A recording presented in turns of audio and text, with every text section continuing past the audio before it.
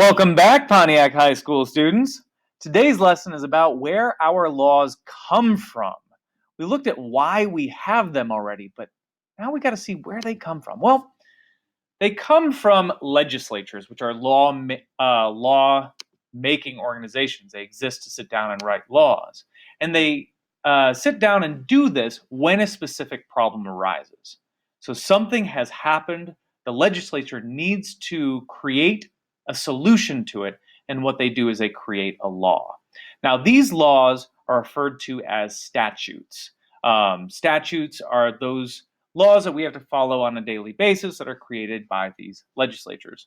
Morals, values, and beliefs are all what guide the creation of these laws. So the people who are sitting in the legislature in the United States, we elect these people, will use their own morals, values, and beliefs to create those laws. We need to make sure we're electing people with same morals, values, and beliefs as we have.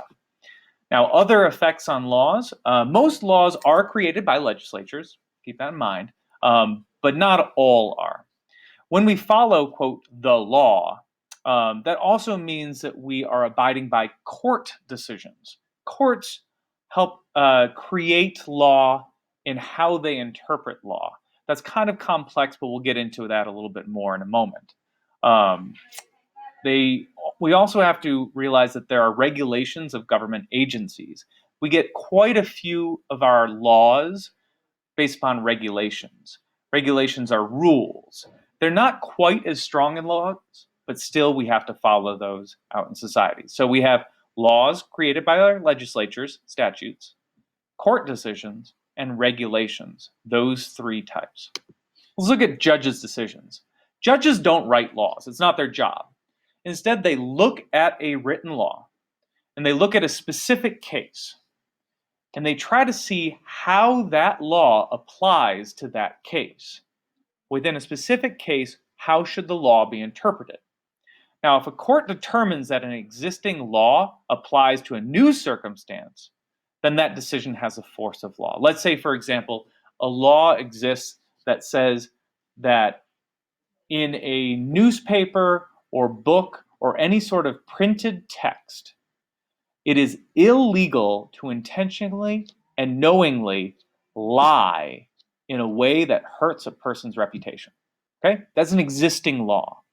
Now, somebody has done exactly that thing, but they did it on the internet.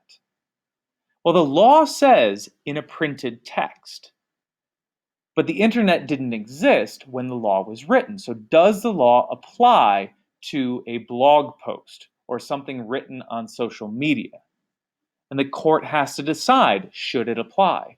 If the court decides, yes, it does, then that decision has the force of law. The law says printed text, but the judge has said, yes, but in a printed text, we also mean social media. Judges' decisions have that sort of force. And when judges have done that, you start to build up something called common law. These are laws based upon court decisions.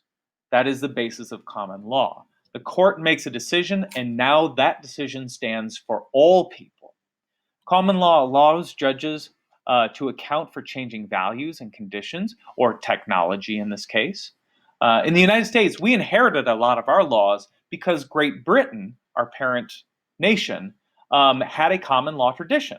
A lot of their laws had been created in their court system, and we simply adopted those laws based upon British courts. So Great Britain really did have a lot of influence on the United States legal system. Now, regulations, that third way that laws are created, this is where a government agency is given the power to create regulations, rules, that enforce the laws of the legislatures. So the legislature might, put out a law about pollution, and they create an agency, the Environmental Protection Agency, that then can regulate pollution. The EPA, the Environmental Protection Agency, then creates all of these rules. Those rules have the force of law, even though the legislature didn't specifically write them. Now, when the legislature is not specific about the application of a law, the government agencies really do take charge. So By law, we have to reduce pollution. How we reduce pollution is regulated. All right, how laws are organized. We have a lot of laws in the United States. We have thousands and thousands of laws. We've created lots of them. And organizing these laws is an important step to understanding them and to enforcing them, because nobody can be expected to sit down and read the thousands and thousands of laws that we have. So instead, we have legal codes or groupings of laws. Legal codes are collections of laws that deal with a single issue. So you might have, for example, the housing codes. Housing codes are all the laws that have to do with houses, how they're constructed, who can live in them, etc., etc. Legal codes have existed for a long time. The earliest one that we're aware of was created about 4,000 years ago. It's Hammurabi's Code. Have you ever heard of the idea of an eye for an eye? An eye for an eye comes from Hammurabi's Code. It's the idea that if you violate the law, and in the process of violating the law, somebody loses an eye, in response for that, you have your eye removed. It's kind of barbaric in today's sense, but that was a legal code that existed 4,000 years ago.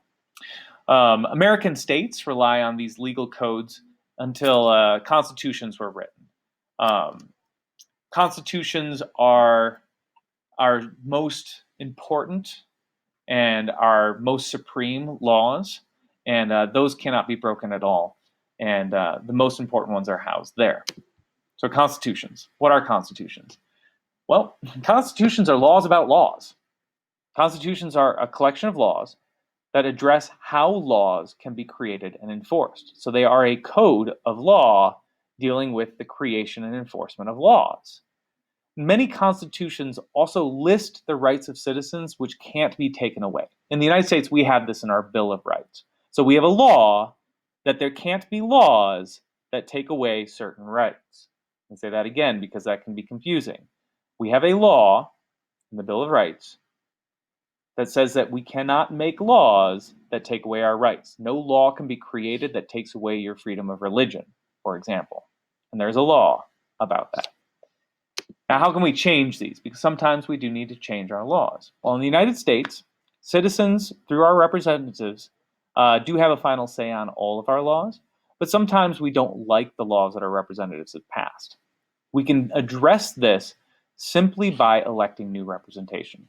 If we don't like a law that was created, such as many Republicans in the United States did not like the Affordable Health Care Act, or otherwise known as Obamacare, and so they went to the polls and voted in very large numbers to bring in new representatives who have now pledged to repeal Obamacare, the Affordable Care Act. That is how it happens in the United States. New representation comes in, and then they can change those laws. All right, so that is today's lesson on where our laws come from. Remember, they come from legislatures, they come from judges' decisions, known as common law, and they also come from regulations. They're organized in legal codes. Our most important laws are housed in our Constitution, and we can, of course, change our laws. I hope you learned something today. I know I certainly enjoyed this lesson, and farewell.